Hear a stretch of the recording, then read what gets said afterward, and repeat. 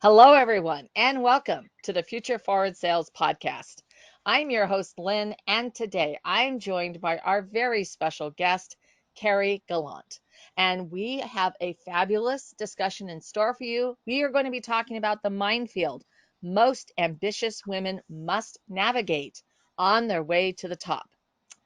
I'm going to tell you a little bit about Carrie before we get started here. Carrie is a women's empowerment and leadership coach.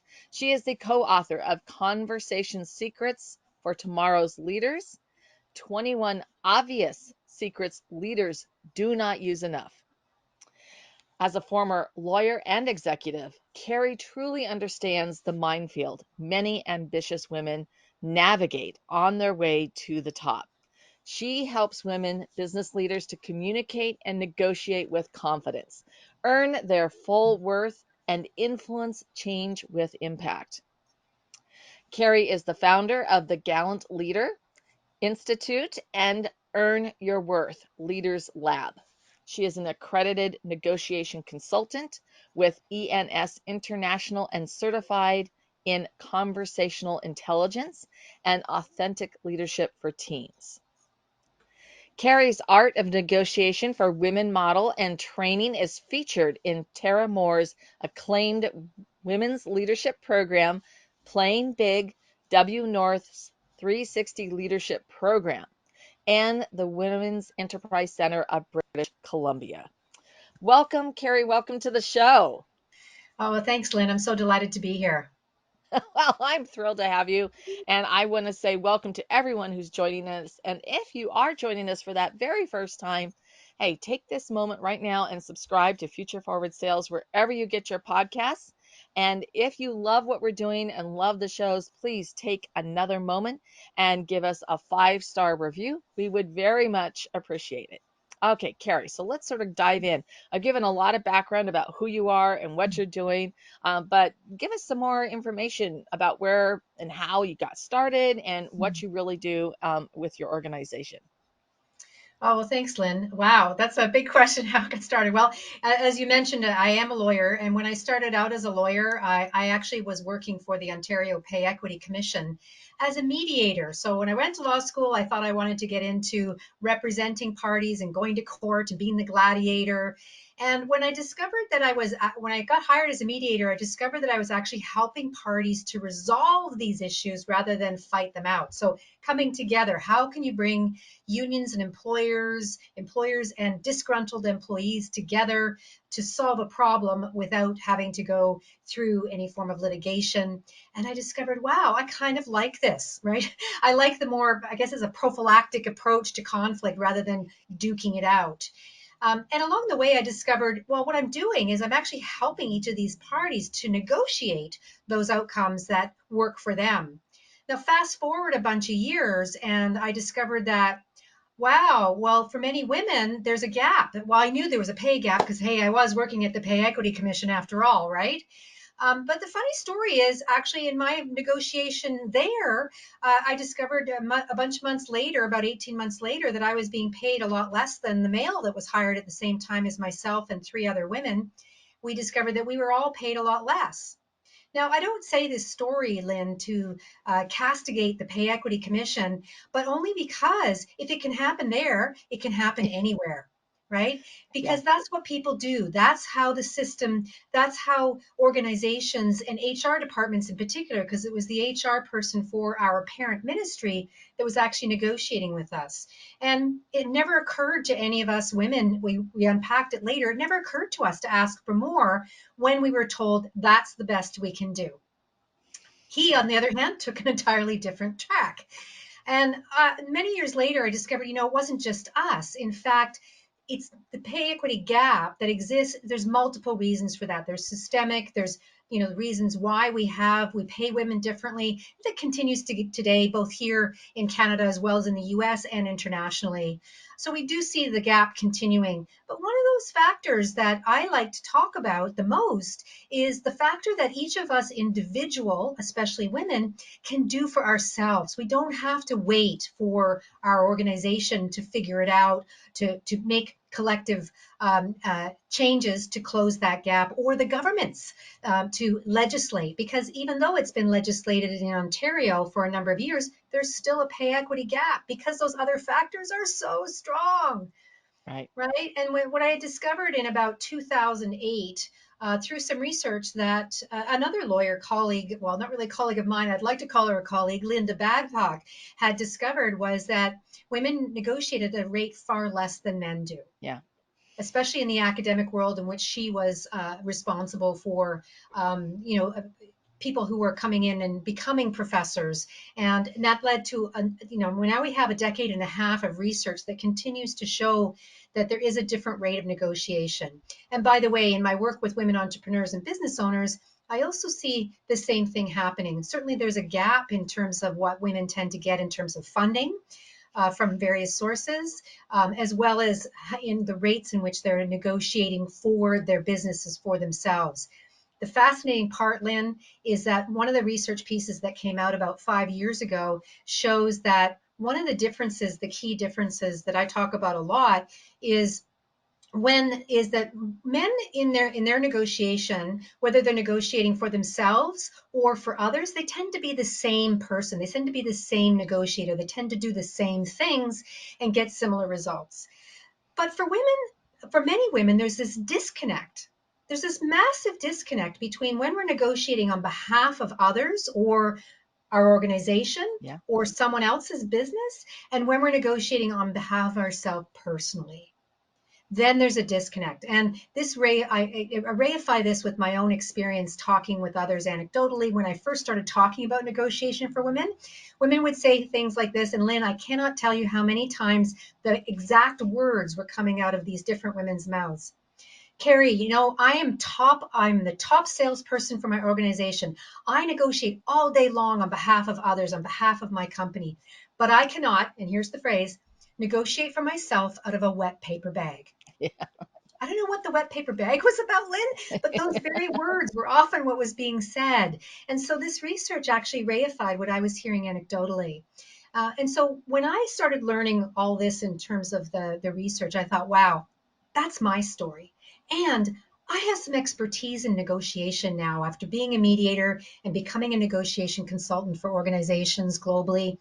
I need to bring this to bear. I need to develop something and talk to my clients and work with my clients and speak about it. And I tell you, you know, nothing gives me greater joy than having someone come up to me later on, whether they've heard me speak or they've been a client of mine, and saying, wow, you know, I put these things into practice and what a difference. And the best thing isn't the money, it's the confidence I have that I Yeah. can do it again. Yeah. Absolutely. That confidence and assurance, and then you can apply that in all different areas of your personal Absolutely. and professional, of course, your professional life. So, I mean, you've just were talking about that, the biggest challenge in the sense that, women don't negotiate the same and they don't feel that they can. But what else does it boil down to, Mhm. the challenge that most of your clients face? Well, it's interesting. I think one of the many challenges that most of my women clients tend to face is, you know, we live in a world that was designed by and for men, white men in particular, because we know the gap widens when we look at the racial and gender orientation gaps, ability as well. We see the gap widen quite a lot. And so we're in this container, right? We're in this world where there's expectations on how we each ought to behave. There's also expectations on men, of course. And for women, many of those expectations are counterintuitive to becoming a leader. They're counter expectations to running a business. They're counter expectations to knowing what you want and asking for that, and not being seen as a insert B word here, or not being seen as, and I'm going to use this word, too ambitious, Yeah. right? So when women are ambitious and showcase their ambition, we're often there's often a ceiling put on top of us to say, no, no, no, that's not appropriate. Now we're seeing differences happen as we're growing as a society, as we're growing as a culture, for sure. But some of those gains are very incremental and very tiny over time. You know, I've been at this this work overall for 30 years. And the gains have been kind of big and then back and then big and then back. And the reality is that women's presence in the workforce, whether it's working for someone else or having our own business, it's still new in our millennial expansion of our human history. And so when I say we're in this society that was designed by and for largely white men, we've had that. White men, and white men in particular, and men have been the people for whom the system works, the organization, society works for over 2 millennia. And Right. we as women have only really been on the game for maybe 150 years. And so your grandmother and my grandmother, they may not have worked outside the home. I know mine, neither of my grandmothers did. My mother sure did. And my mother was older when she had me already. So my grandmother, that's a long time ago.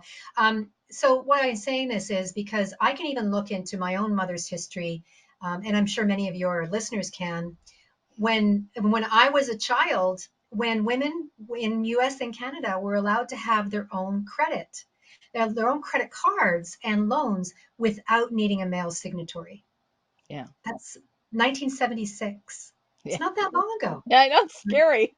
It's very scary. And it wasn't even until the early 90s, and I'm going to go out on a limb here a little bit to talk about what the changes we've gone through. It was still legal for a man to sexually assault his wife until the early 90s.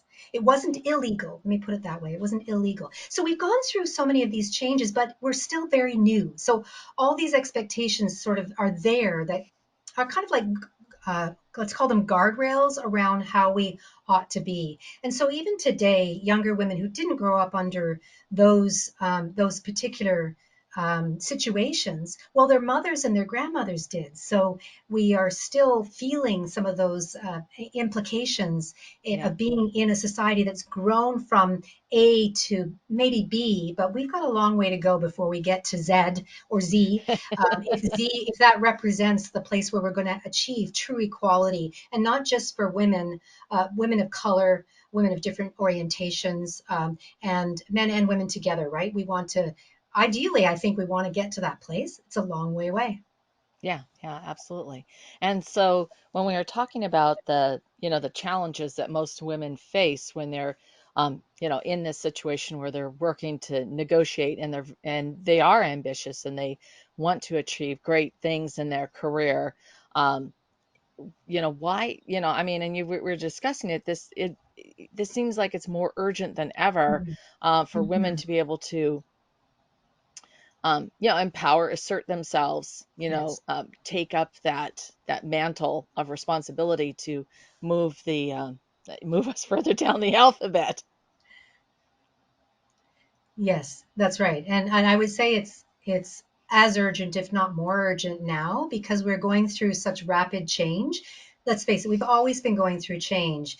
And right now, in our point in history, we seem to be going through a lot more rapid changes that are impacting us culturally, both within nations and also within organizations.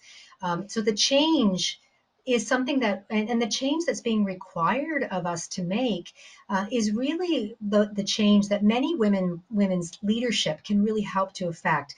And we've seen this happen throughout early days in COVID, where we can actually point to the data and research that shows that women-led countries and women-led organizations during the early days of COVID tended to fare better. And why is that? Well, many parts of the research and the data collection has pointed to women's leadership style being more open, compassionate, looking at what is the impact on the employees, looking at it more holistically, globally, perhaps through the ESG lens, even as well, environmental, social, and governance areas. That women's leadership tends to look more holistically at organizations as opposed to, let's say, the single bottom line, the profit bottom line that has driven organizations for so long. Our corporate world, perhaps even our governments, we could say, have been driven by that in reverse in terms of savings and the economy. Well, the economy doesn't function when people aren't functioning. Organizations don't function when people are unable to function. And so this is where we see some of this critical time period. But it's not only then, Lynn. I think we're talking about an evolution. And if we are going to evolve as organizations, as cultures, we need to be looking at all of these different things. Even having those conversations that we discuss in our book is about looking beyond the self as the generative organism of change, but looking at how do we work together? How is collaboration? Many organizations have been talking about innovation, the importance of innovation, and now collaboration for the last decade or so.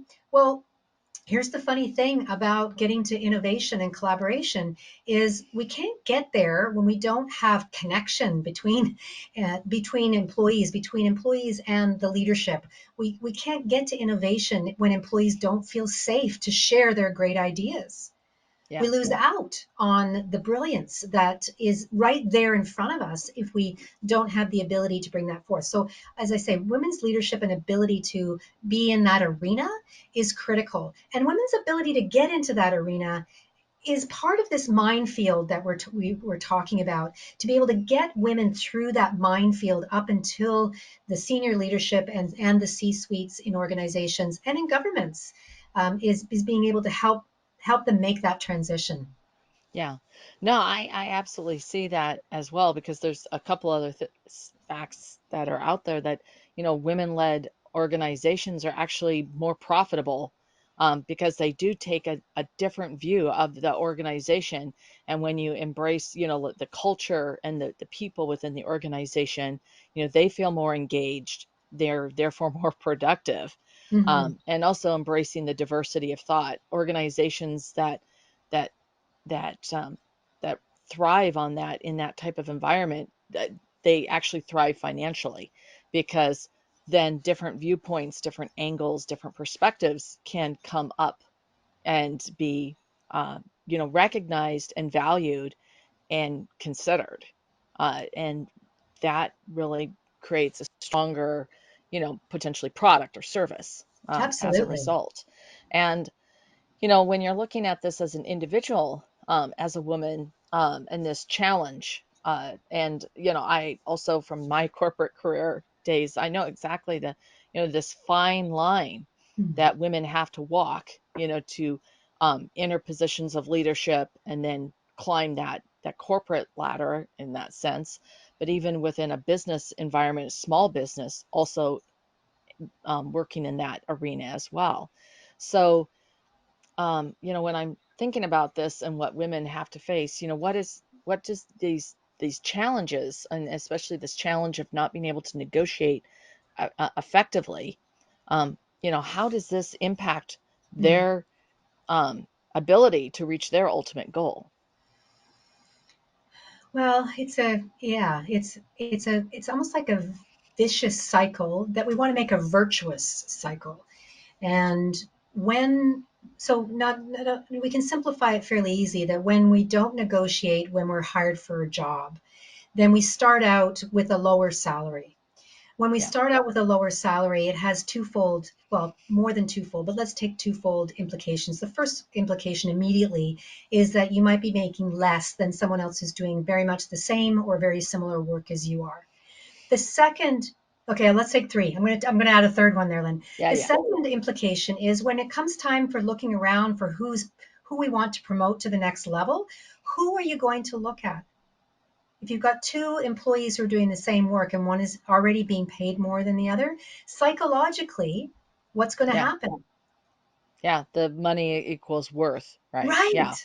yeah. The money And equals worth. it's the same thing when you're looking to, hire somebody new. When you Mhm. start out at that lower range, that's going to Exactly. impact, and it will impact what you get paid if you are promoted. Absolutely. You're going to be being paid at, again, a lower rate. Yes, absolutely. So that there's a financial impact right off the gate Yeah. that's immediately felt and will be felt in the next level. And it's complicated by that next level may even be elusive because you may not be seen as worthy, as competent Or as or valuable. confident Yeah. because if you're at a lower level. The third implication can be actually perhaps more costly, which is it eats away at a person's confidence. I mean, I can't tell you how many times I've had this conversation with many women who have discovered that they're paid less. Is it's even harder for them to go back and ask for more, or to see themselves as worthy of that next level. And in fact, it doesn't even have to happen that way. We see many cases where, a senior leadership position might be posted, and a lot of men will stick up their hands right away, and many women will hold themselves back from applying for that because they don't see themselves as fully qualified if Oh they yeah, don't have yeah, 80 to 100% of the qualifications. Now, that research has been around for a while, and we're still seeing it though, even at the senior yeah, leadership level, where many women will see themselves as, oh, I'm not ready for that, in part because they've been told you're not ready for that next level. Women tend, and this goes true in the entrepreneurial world, when women are seeking, women and men led businesses are seeking venture capitalist investment, that women and men tend to be judged on different questions. So men are often asked questions that relate to their potential, what they could potentially be achieving, what's their vision for the future, whereas women tend to be rated on their track record. What can you prove? And so if you haven't achieved it already, we don't think you're ready. yeah, Well, if I haven't achieved it already, it's because I haven't been doing that job yet. So it's counterintuitive. So that's another place where women can find themselves blocked at that accession level, whether it's in a corporation or whether it's in the venture capital funding arena, in terms of whether they can prove the track record. So yeah. I always say when you're getting ready for that kind of negotiation, get ready to prove both. Get ready for both conversations. Have the one on your track record that you've established, and have the one on your vision for what you can achieve, what the potential value is that you are bringing to the table, that you can create. Right, right. And you can pivot the question to the vision Yes. as you're going. I know that one of the things that are really uh, interesting about this conversation is also that you often within an organization, I mean, there's also, that's one of the rules, is you don't really discuss what you're paid. So it can Right. be that there's a complete lack of transparency, so you have no idea that you're actually earning less Hmm. than your male counterparts, and then that there's some bogus reason for it. um, so I think that that's one of the things um, that there's still such a huge lack of transparency, um, you know, um, that it's just like, this is what you get paid. Everyone gets paid this. Everybody Yeah. knows, and you can have these conversations, and it's, the company isn't going to penalize you or punish you for bringing this up and having these conversations. Yeah. So those are, I think, really important points as well, is to take away that stigma that Hmm. you should be talking about this. This should be Yeah. out in the open. I totally agree with you, Lynn. And in fact, what's wonderful, change news, where we've actually, as a culture, both U.S. and Canada have moved the needle on this, is we're seeing new pay transparency legislation introduced in many provinces here in Canada, federally here, as well as in the United States. And many states have introduced pay transparency laws, which require organizations to show those pay levels. And coupled with that is the fact that some of the research has shown over the past decade that women do much better with negotiation, either initiating it and achieving their goals, when they understand that there's something to negotiate. Right. When they understand that it's time to negotiate, and also that they have the data, they have the tools, and aren't left guessing. Right. Otherwise, without pay transparency, many people are left guessing as to what they could be paid. Not even what they should be paid, but what they could be paid, based on what's the next level in the organization and what's that pay level there. Give me something to shoot for, right? Yeah. So if we have KPIs that are introduced in organizations for performance, why not showcase the pay levels? Because that's also something for that individual now to shoot for in their career development. And I Right. think this is also true in the entrepreneur world too, Lynn, where many entrepreneurs are loath to discuss their profit margins. They might talk about their revenue, but they're loath to discuss their profit margins. And it's when we get together in masterminds and have these conversations that we can actually see, first of all, well, if she's doing that, maybe I could do that too. And we can also sort of see, well, where might be there's some gaps that I want to fill. But if we're going around with blinders on because we don't have this information, it makes it a lot harder to achieve the goals that we might be ambitious to achieve. Yeah, absolutely. So, I mean, that is a perfect lead into my next question I wanted to ask you, which is what are the hidden critical success factors you deliver when you work with your clients? Wow. So while those critical success factors often are, well, first of all, is to be doing the work, is to learning a process. Negotiation isn't something that we're born with. I mean, yes, some people have a certain level of charisma they might have developed or grown up with. We all are, born with our physical bodies, and those may change over time. And at the same time, the critical success factors are what we do with what we have, what we do with what we have. And so when we're talking about things like being able to have great conversations with our teams, giving difficult feedback, negotiating, asking for more, there's a process to follow, and negotiation is a process. So one of the critical success factors is to look at how are you approaching negotiation. I also talk about the inner game as well as the outer game, and by that, Lynn, I mean that often it's the inner game that is blocking the success in the outer game. High level athletes, well, even weekend athletes can benefit from looking at their inner game as well as their outer game. It's often our mindset or what's going on with our emotions that are triggering things in our brain that are causing us to do old patterned habits Yes. and things like that. So I do work on those types of things with my clients because when we can reach into a growth mindset and a possibility mindset, that's a game changer. And so then the process becomes that much easier to do because we haven't pre-decided that I don't think I can get that, right? I don't think I can. I think I'm only going to shoot for what I think I can get. Right, right. That's Well, a ceiling already. yeah.